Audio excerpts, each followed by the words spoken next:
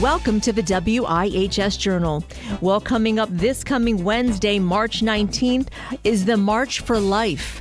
Beginning at 12 p.m. is the rally and 1 p.m. for the March of Life. On the phone line with me today is one of the organizers, Erin Getz.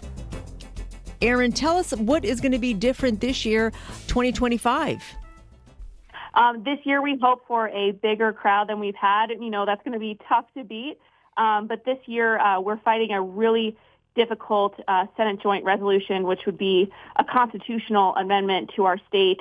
And this essentially would add a right to abortion to our state constitution, which would be absolutely horrendous. It's under the guise of the Equal Protection Clause, but really what it would do is create legal protection for abortion up until the moment of birth, solidify taxpayer-funded abortion, and prevent future legislation from protecting unborn mothers in the state of Connecticut. So it would really prevent all of our efforts to protect mom and baby going forward if that were to be part of our Constitution. So we're here to make our voices heard on that particular issue.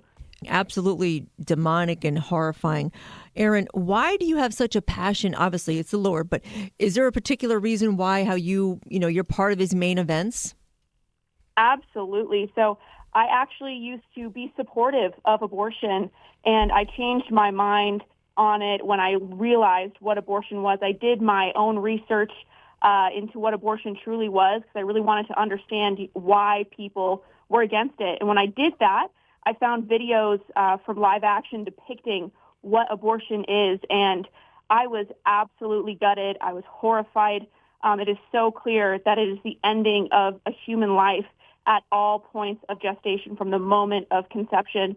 And not just that, but it has horrible repercussions for the physical, mental, and emotional health of women and families that are affected by abortion. So I couldn't stand by it any longer, and I changed my mind. And I want everyone to join me in fighting for life because this is where truth is. This is where goodness and truth is. So we got to stand up and use our voices.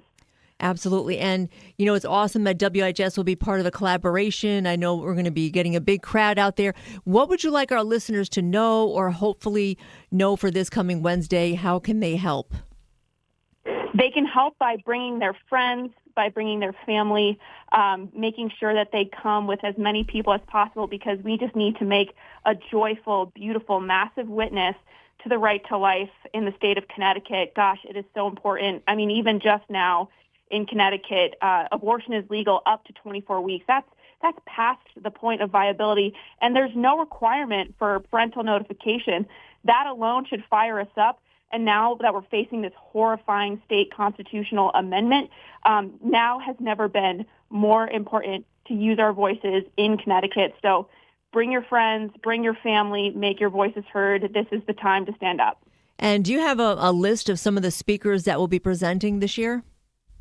Yes, I'm very excited to say that March for Life's new president, Jenny Bradley Lichter, will be speaking this year. We'll also be joined by Supreme Knight of the Knights of Columbus, Patrick Kelly, and Bishop Frank Caggiano of the Diocese of Bridgeport, amongst many other wonderful speakers. We have some great testimony speakers and other leaders within the pro-life movement, including representatives from our partners at the Family Institute of Connecticut and the Connecticut Catholic Conference, Peter Wolfgang and Chris Healy, respectively. So it's going to be a really great lineup. And this year, for the first time, actually, we'll have a pre-rally concert with some praise and worship right before the rally begins. So our 11 a.m. There will be music followed by the rally at 12 and then the march at 1.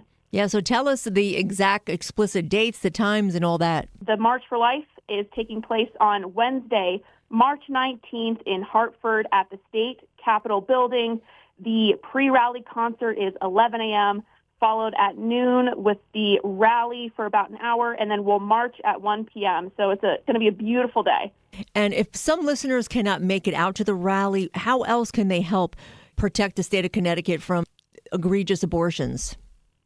Absolutely. You can text in or RSVP on our website for the Connecticut March for Life, even if you can't come, because by doing that, you're going to get on our list where we're going to update you about all of the pro-life and abortion bills that are going through Connecticut, and we'll make sure that you get those action alerts so you can make your voices heard to legislators, not just the day of the march, but throughout the year. Now, Aaron, I know that in the past, you talk about the implications of women getting abortion. I wonder if there's any kind of sonograms being done before these women come in for this catastrophic abortion. Do you know if anything that's going on? If they're showing that at all? I don't know if they're doing that in the state of Connecticut. I really hope they are. I'm certainly fighting for those to happen, not just in Connecticut, but nationwide. It's so important.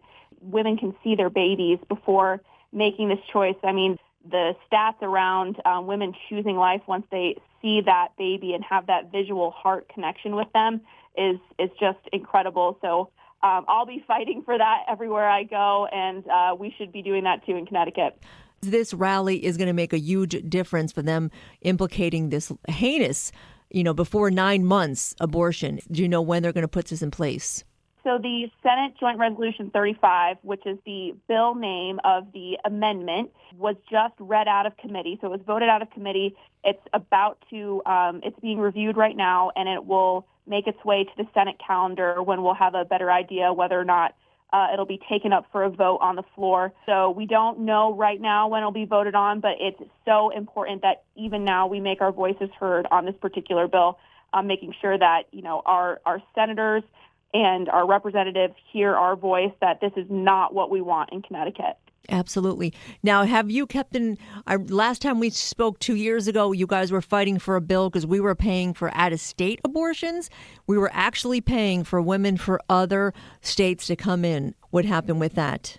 I believe that bill did not survive that session. I'm not sure if it was taken up again last year, but either way, it's so incredibly important that we stay apprised of these things and stay on the ball with what's going on in Connecticut. I know that year that bill did not make it, which is great. Yes. But I know Connecticut is trying to become that haven for abortion. Wow. So are you in Connecticut, Aaron? I'm currently in Washington, D.C., but I grew up in Connecticut and Avon, so I go back all the time. Yes. So tell us, a passion, maybe a Bible verse, how God, He loves children. Maybe you can talk about a Bible verse to encourage our listeners about that abortion is not what God's will is. That's a great question. A Bible verse that I always go to is just John 3:16, of course. God sent His only Son down for us, and God sent His only Son down for us to save us all from sin. One of the sins being, taking of a life. It's so incredibly important that we, redirect our minds, our hearts to Christ, and clearly the will of God that we protect babies in the womb. That's always, it's the classic one, but it's a tried and true verse to go back to.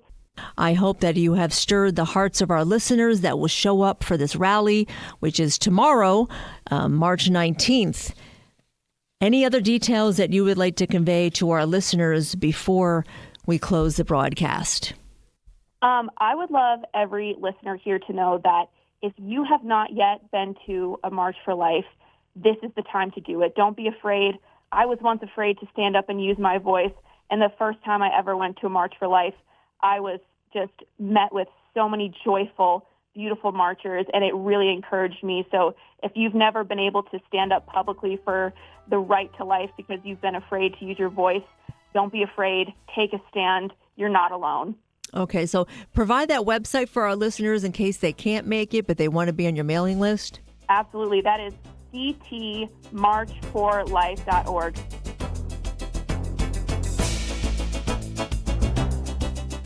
Again, on the phone line with me was the organizer, Aaron Getz, of March for Life, coming up this Wednesday, March 19th. 12 p.m. is the rally and 1 p.m. is the March for Life.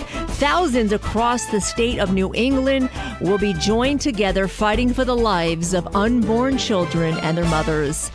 And don't forget to stop by the WIHS booth and say hi. Hope you can join us. For WIHS, I'm Anissa Porticelli.